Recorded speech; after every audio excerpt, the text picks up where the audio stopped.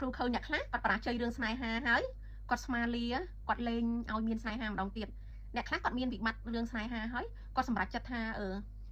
មិនទទួលយកអ្នកណាហើយមិនរៀបការតែម្ដងហើយគាត់គាត់នៅម្នាក់ឯងមួយជីវិតប៉ុន្តែបើសិនជា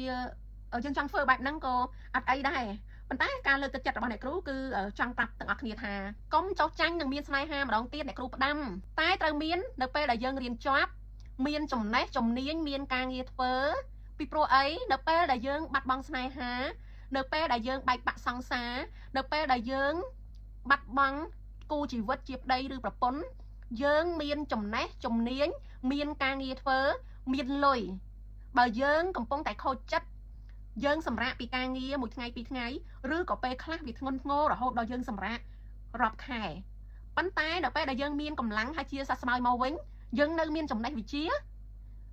យើងរកការងារបានល្អទៀតមិនហួសពេលចុះបើយើងអត់ចំណេះអត់ជំនាញអត់ការងារនៅពេលដែលយើងចំណាយខូចចិត្តរយៈពេលយូរហើយស្រាប់តែយើងត្រូវការរកការងារធ្វើវិញតើយើងអាចធ្វើតាមបាន